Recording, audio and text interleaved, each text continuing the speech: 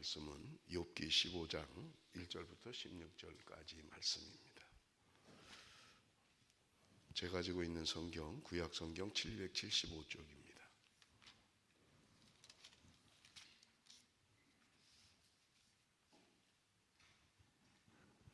욥기 15장 1절부터 16절까지 우리 한 절씩 교독하겠습니다. 대만 사람 엘리바스가 대답하여 이르되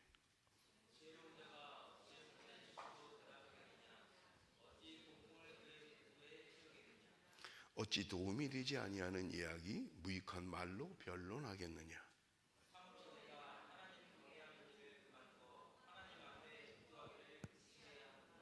내 죄악이 내 입을 가르치나니 내가 감사한 자의 혀를 좋아하는구나.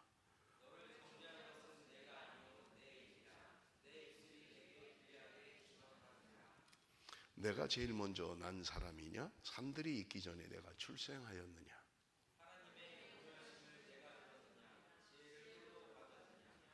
내가 아는 것을 우리가 알지 못하는 것이 무엇이냐? 내가 깨달은 것을 우리가 소유하지 못하는 것이 무엇이냐?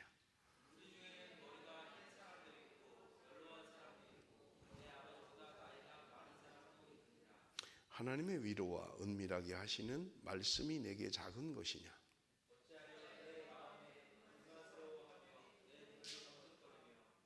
내 영이 하나님께 분노를 터뜨리며 내 입을 놀리겠느냐?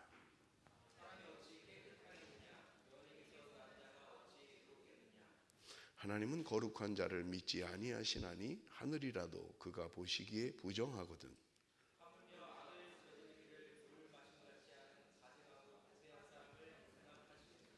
아멘. 우리가 이제까지 욥기를 살펴보았습니다마는 지금 욥을 향하여 지금 정죄하고 있는 그 친구들은 나름대로 자신의 가치관을 가지고 지금 욥을 공박하고 있는 것을 우리가 볼 수 있습니다. 엘리바스라고 하는 사람은 경험적인 지식을 가지고 욥을 정죄했던 것입니다. 그가 주장하는 내용을 한마디로 요약하면 그런 것입니다. 죄를 지으면 그 벌을 받더라 라고 하는 게 엘리바스의 논지였던 것입니다. 죄를 지면 벌을 받는다 라고 하는 것이었어요. 두 번째 친구인 빌닷이라고 하는 사람은 전통을 가지고 욥을 정죄했습니다. 그의 주장을 한마디로 요약한다면 옛말에 틀린 거 하나 없더라 라는 이야기예요. 자기가 가지고 있는 전통 그걸 가지고 정죄했던 것입니다. 그리고 마지막 소발이라고 하는 사람의 정죄는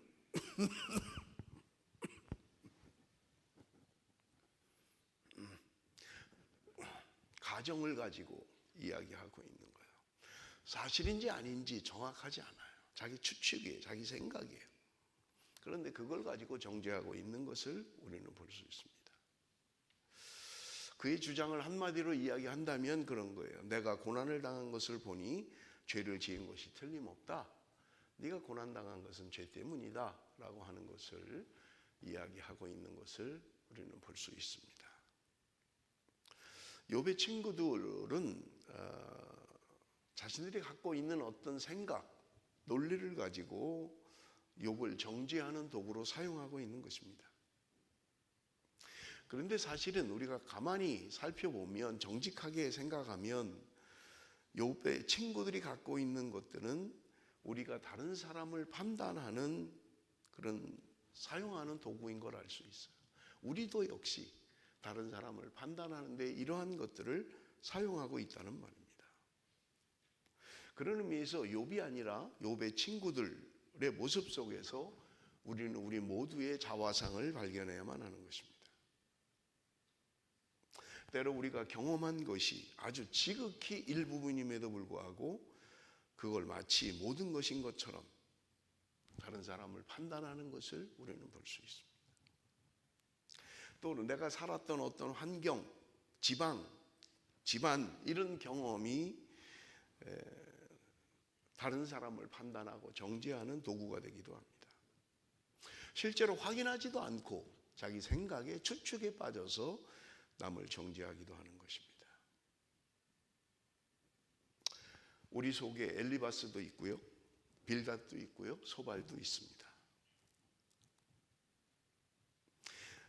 우리의 신앙에 성숙하지 못한 것들이 다른 사람을 정죄하게 하는 것을 우리를 볼 수 있어요. 다른 사람에게 상처를 주고 있는 것입니다.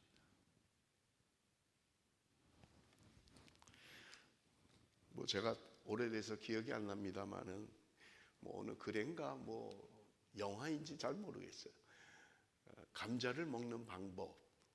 그래서 어느 지방에서는 감자를 설탕 찍어 먹는다는 거예요. 저는 서울에 살았기 때문에 거의 설탕을 찍어 먹었어요. 감자 먹을 때는. 그런데 어느 지방에서는 소금을 찍어 먹나 봐요. 그래서 둘이 논쟁이 된 거예요. 아니 무슨 감자를 소금 찍어 먹냐? 아니 무슨 감자를 설탕 찍어 먹어? 이렇게 논쟁. 그러니까 한 사람이 이 사람들아 무슨 소리에, 감자는 고추장 찍어 먹어야지. 강원도에 사는 사람이 그랬다는 거예요. 내가 경험한 것, 내가 살아오면서 느낀 것이 마치 모든 것인 것처럼 남을 정죄하고 판단하는 도구가 되더란 말입니다. 여러분 오늘 혹시 내가 살아온 경험이 누군가를 아프게 하고 상처를 주고 하는 경험이 그런 악한 도구로 사용되지는 않는지 여러분 우리 자신을 돌아봐야 할 것입니다. 욥기 3장부터 14장까지는 1차 논쟁입니다. 욥의 친구들과의 1차 논쟁이 3장에서 14장까지 기록되어져 있습니다. 15장부터는 이제 2차 논쟁에 들어갑니다. 21장까지 2차 논쟁에 해당하는 내용인 것을 우리가 볼 수 있습니다. 그런데 이제 엘리바스부터 시작하는 2차 논쟁에는 훨씬 더 강력해집니다. 훨씬 더 악하게 말을 해요. 공격적입니다. 우리 한번 보겠습니다. 1절에서 6절 우리 한번 좀 같이 읽습니다. 다 같이 읽습니다. 시작.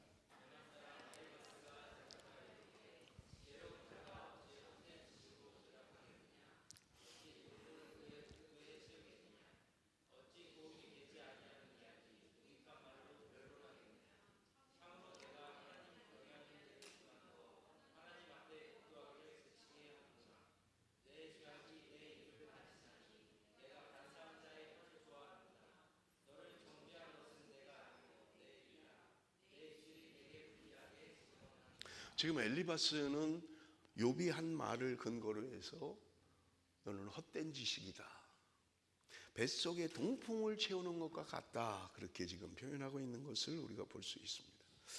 헛된 지식이라고 하는 것은 문자적인 뜻이 바람의 지식이라는 말이에요. 바람의 지식. 우리가 후 하고 불면 금방 없어져 버리잖아요. 내가 후 한다고 해서 누가 가까이 있는 사람은 느낄 수 있겠죠. 그러나 금방 없어져 버리는 거예요. 지금 엘리바스는 욥을 향하여 헛된 지식이다, 바람의 지식과 같다.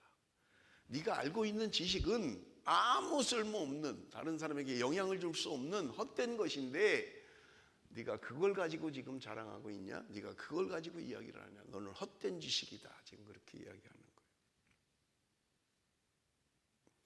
동풍, 뱃속에 동풍을 채우는 것이다. 이 동풍이라는 말은 아라비아 사막에서 팔레스타인으로 넘어가는 아주 더운 바람이에요. 모래바람을 일으키기도 하고요. 아주 더운 바람입니다. 여러분 우리가 아프리카 지도를 보면 중간 조금 위쪽에 사하라 사막이 지나갑니다. 그런데 사하라 사막 위쪽으로는요 굉장히 뜨거운 바람이 부는 거예요. 그런데 사하라 사막 남쪽으로는 굉장히 서늘한 바람이 불어와요. 그래서 여러분 지도를 보시면 사하라 사막 남쪽으로는요 비옥한 땅들이 많아요. 그래서 제가 퍼스에서 목회할 때 퍼스와 같은 위도상에 사우스 아프리카가 있었어요. 사우스 아프리카가. 근데 거기도 그렇게 좋고 살기 좋고 환경이 좋고 자연환경이 좋고 그랬다고 가보진 않았습니다만은 그런 이야기를 들었습니다.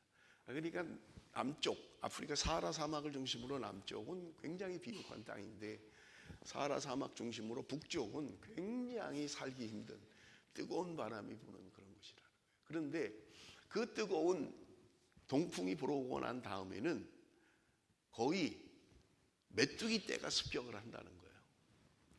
그래서 그동안 농사 지은 거 이런 거를 그냥 메뚜기들이 다 먹어버리는 거예요. 그러니까 거기 사는 백성들은 기근에 어려움을 겪는 거예요. 지금 엘리바스는 욥에게 그렇게 이야기하는 거예요. 네가 지금 동풍과 같다. 지금 백성들에게 너는 민폐를 끼치고 있는 거다. 네가 뭘 아는 것처럼 말하지만 사람들에게 피해를 주고 있는 것이다. 지금 그것을 말하고 있는 것을 우리가 볼 수 있습니다. 그래서 엘리바스는 이야기합니다. 네가 하는 말을 보니까 역시 너는 죄인이야. 그렇게 이야기합니다. 왜냐하면 엘리바스가 얘기할 때 욥이 인정하지 않았거든요. 은유로 이야기했습니다마는 받아들이지 않았던 거예요. 욥은. 나는 죄진 게 없다. 그렇게 이야기했던 거예요. 그러니까 2차 논쟁 때는 더 강력하게 지금 이야기하는 거예요. 9절 10절 우리 한번 읽어봅니다. 9절 10절 다 같이 읽습니다. 시작.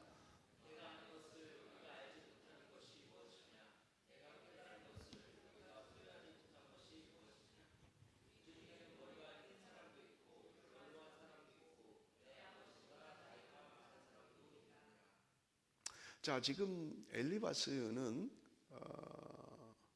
나이를 가지고 이야기하는 거예요. 10절에 보면 우리 중에 머리가 흰 사람도 있고 연로한 사람도 있고 내 아버지보다 나이가 많은 사람도 있다. 어떻게 뭐 아버지보다 나이 많은 사람이 친구가 되겠어요? 뭐 그 지방 풍습인지 모르지만 우리나라도 뭐 지금은 그렇지 않은지 모르겠어요. 제가 그 한국에 있을 때만 해도 사회에서는 10년까지 친구가 된다 뭐 그런 말이 있었어요. 10살이 많아도 친구, 10살이 적어도 친구로 그렇게 할 수 있다 뭐 그런 이야기들이 있는데 지금은 어떤지 모르겠어요. 지금 엘리바스는 욥에게 나이를 가지고 이야기하는 거예요. 너보다 나이가 많은데 머리가 센 사람이 있는데 네 아버지보다도 나이 많은 사람이 있는데 네가 왜 말을 안 듣냐. 나이 많은 사람이 이야기를 들어야 되지 않느냐 하는 거예요.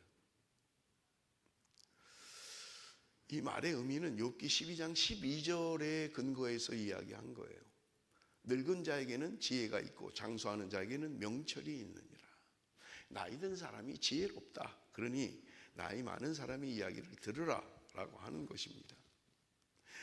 뭐 나이가 정확하게 얼마나 많은지는 성경에 말하고 있지 않아요. 물론 욥보다 친구들이 뭐 몇 살 정도 더 많았던 건 사실인 것 같아요. 그래서 우리 속담에 이 말을 근거로 되어 있는 말이 그런 거죠. 어른 말을 들으면 자다가도 떡이 생긴다. 뭐 이런 말이 있었잖아요. 어른 말 들으면 자다가도 떡이 생긴다. 뭐 이런 말이 있었죠. 그러니까 나이 많은 사람의 이야기를 들어라 라고 하는 거죠.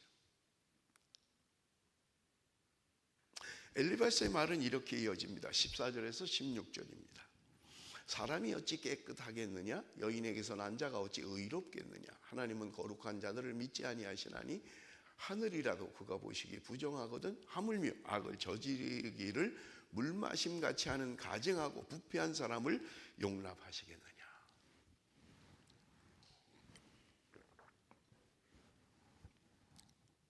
엘리바스는 지금 이야기하는 거예요. 인간들은 믿을 만한 존재가 아니라는 거예요. 그래서 깨끗한 사람 아무도 없고 의로운 사람 아무도 없다라고 하는 것을 강조하고 있는 것입니다. 여러분, 엘리바스의 말은 맞는 말이에요. 누가 하나님 앞에 의롭다라고 이야기하겠어요? 성경도 이야기할 의인은 없나니 하나도 없다는 거예요. 의인이 없다는 거예요. 하나님 앞에 설 자가 없다는 거예요. 그래서 지금 엘리바스는 하나님께서 이런 죄인들과 인격적인 관계를 맺지 않고 떨어져 계시다는 거예요. 단지 권선징악이라고 하는 선을 행하고 사람의 악을 행한 자는 벌을 주고 하는 그 논거로 지금 욥을 향하여 이야기하고 있는 거예요. 그런데 엘리바스의 이런 공격은 빠진 게 있습니다. 그게 뭐냐면 하나님은 공의로우신 분이라는 거예요. 자비로우신 분이라는 거예요. 그래서 우리가 비록 죄인임에도 불구하고 하나님은 우리에게 다가오시고 우리와 교제하기를 원하시는 분이라는 거예요. 엘리바스는 그걸 빼놓고 있는 거예요. 하나님의 자비하심, 하나님의 은혜, 그런 게 아니었더라면 우리가 하나님 앞에 설 수 있었겠습니까? 하나님 앞에 설 수 없죠. 그런데 엘리바스는 지금 그것을 빼놓고 있는 거예요. 인간의 연약함, 인간의 죄인됨을 이야기하고 있지만 하나님의 긍휼하심, 하나님의 자비하심을 빼놓고 있는 거예요. 여러분, 엘리바스는 17절에서 35절까지 자신의 말의 논리를 증명하기 위해서 악인의 운명에 대하여 이야기하고 있습니다. 특별히 20절에서 24절에 그는 10가지로 악인의 결과를 이야기하고 있는 거예요. 그 중에 첫 번째가 일평생 고통을 당하게 될 것이다. 잔인하게 살아온 사람은 죽는 날까지 형벌을 받는다라고. 그의 귀에는 무서운 소리가 들리고 그가 평안할 때 멸망시키는 자가 그에게 이를 것이다. 그가 어두운 데서 나오기를 바라지 못하고 칼날이 숨어서 기다린다. 그는 헤매며 음식을 구하여 이르기를 어디 있느냐 하며 흑암의 날이 가까운 줄을 스스로 아느니라. 환난과 역경이 그를 두렵게 하며 싸움을 준비하는 왕처럼 그를 쳐서 이기리라. 악인의 결과는 이렇다는 거예요. 악인은 두려움과 환난과 역경으로 인해서 성경이 고백하는 것처럼 10가지나 되는 비참한 인생을 살 수밖에 없다고 이야기하고 있는 것입니다. 엘리바스는 욥이 그런 악한 자라고 단정하고 있는 거예요. 그래서 엘리바스는 욥이 어떤 죄를 지었을 것이라고 생각하는지를 25절, 26절이 이렇게 증거하고 있는 거예요. 우리 한번 읽어봅니다. 25절, 26절 다 같이 읽습니다. 시작.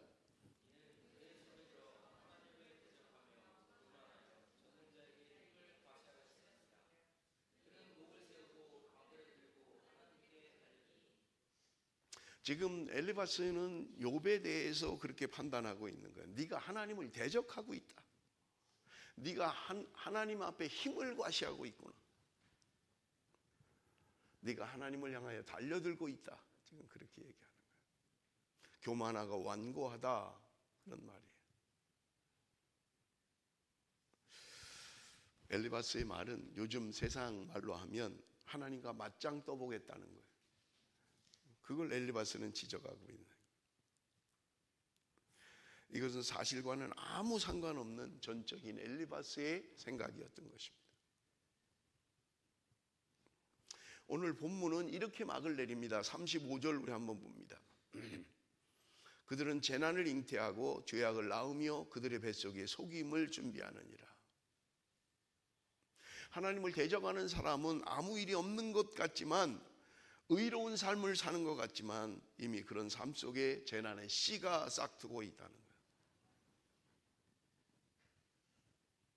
여러분, 우리가 오늘 읽은 엘리바스의 공박 제2차 변론, 2차 논쟁은 사람이 자기 생각에 얽매여 있으면 얼마나 어려운가 하는 것을 말합니다. 자기가 가지고 있는 생각을 가지고 다른 사람을 난도질하는 거예요. 평가하는 거예요. 정죄하는 거예요. 내가 내 생각으로만 다른 사람을 규정하면 내 생각이 다른 사람의 삶을 난도질할 수 있다는 거예요. 내가 쉽게 아마 그래서 그럴 거야. 응? 그렇지 않고서야 그럴 수 있겠어? 뭐 대단히 정확하게 말하는 것 같지만 추측을 얘기하는 거예요. 경험하지 않은 사실을 이야기하는 거예요.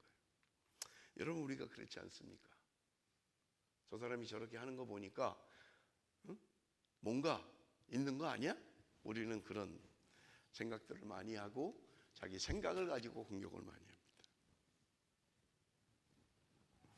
마치 사실인 것처럼, 마치 맞는 말인 것처럼 공박하게 되는 것입니다.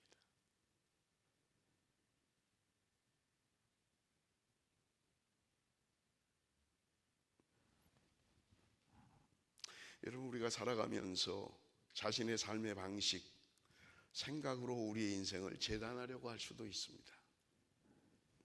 우리가 얼마나 유한한 존재인지를 알아야만 해요. 그런 걸 잊고 마치 자기가 다른 사람을 다 이해하는 것처럼 그렇게 하면 안 된다는 거예요.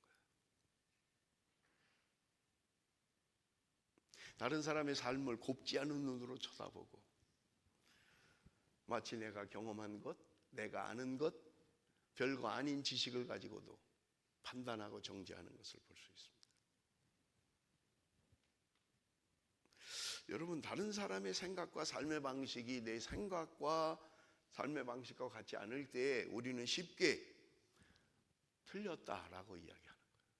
다르다라고 이야기해야 되는데 틀렸다라고 이야기하는 거예요. 저 사람이 저렇게 말하는 거 보니까 틀렸어 라고 한다는 거예요. 아, 다르네, 그렇게도 생각할 수 있겠네 해야 되는데 우리는 틀렸다라고 하는 거예요, 자꾸. 여러분, 한문 고사성어 가운데 역지사지라는 단어가 있습니다. 역지사지. 엘리바스가 지금 놓치고 있는 것은 그 사람의 입장이 돼보지 않는 거예요. 욥의 입장을 돼보지 않는 거예요.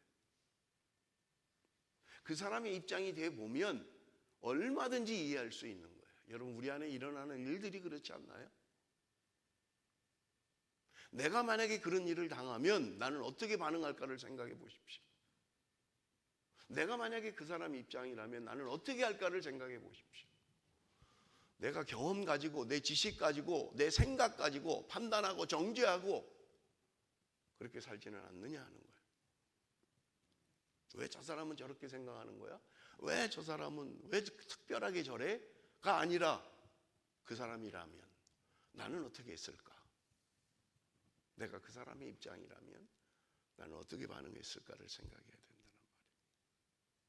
틀렸다라고 정죄하지 마십시오. 다르다고 생각하십시오. 우리는 얼마든지 다양해요. 똑같은 사건을 놓고도 보는 시각이 다양해요. 똑같은 일을 놓고도 생각하는 게 다양해요. 함부로 틀렸다라고 정죄하지 마십시오. 당신은 틀린 거야 정죄하지 마십시오. 아, 다르구나, 나하고 다르구나 생각해야 된다. 여러분, 이 본문을 통해서 우리에게 주시는 교훈이 무엇입니까? 엘리바스는 지금 욥을 공박하고 있는 거예요. 아주 1차 논쟁에서 잘 안 먹히니까 이제는 더 강력하게 공박을 하고 있는 거예요. 그런데 엘리바스가 놓치고 있는 게 있어요. 우리 하나님은 우리를 긍휼히 여기시는 분이라는 거예요. 나와 교제하기를 원하시고요, 나와 만나기를 원하시는 분이라는 거예요. 비록 내가 죄된 삶을 살고 있지만, 내가 죄인인 것을 알지만 하나님은 우리와 교제하기를 원하시고 하나님은 선하신 분이라는 거예요. 하나님이 우리에게 모든 잣대를 인과응보를 가지고만 판단을 했더라면 여러분, 우리가 하나님 앞에 설 수 있는 사람이 있겠습니까? 아무도 못 서요. 순간순간 죄를 짓는데 순간순간 우리가 생각으로 얼마나 많은 죄를 짓고 있습니까? 드러나지 않아서 그래요. 보이지 않아서 그래요. 만약에 보인다면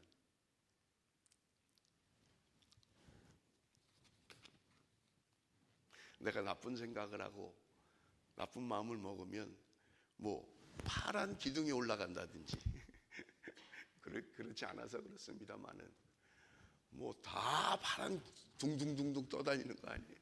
순간순간 우리 죄가 안 보여서 그런 거예요. 안 보여서.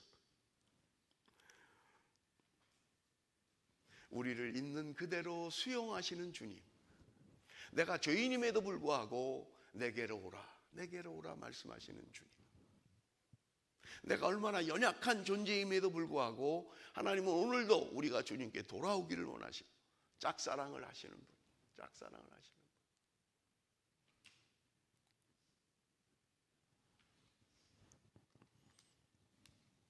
내 생각으로 인해서 다른 사람에게 상처를 주고 다른 사람을 정죄하는 삶이 아니라 내 삶을 통해서 다른 사람을 격려하고 위로하는 그런 삶을 살아야 된다는 말입니다. 여러분, 우리 자신이 얼마나 부족하고 연약한 존재입니까? 오병이의 기적을 우리가 알잖아요. 남자 장정 5,000명을 먹였던 기적은 어린아이가 가지고 있는 점심 한 끼, 오병이어로 인해서 일어난 기적입니다. 그냥 내가 먹으면 아이가 먹는 점심 한 끼예요. 그런데 하나님의 손에, 주님의 손에 올려드리니까 놀라운 기적이 일어났던 것을 우리는 너무나 잘 알고 있습니다. 부족한데, 연약한데 우리가 주님의 손에 맡겨드려야만 합니다. 그럴 때 놀라운 일이 일어나는 거예요. 사랑하는 성도 여러분, 나의 연약함을, 나의 부족함을 깨달아야 돼요. 내가 얼마나 연약한 존재인가를 알아야만 합니다. 그 연약한 존재에 가지고 있는 경험, 가지고 있는 지식, 가지고 있는 것 가지고 남을 판단하고 정죄하고 더군다나 알지도 못하는 추측으로 사람에게 상처를 주고 아픔을 줘서는 안 된다는 말입니다. 기도하겠습니다.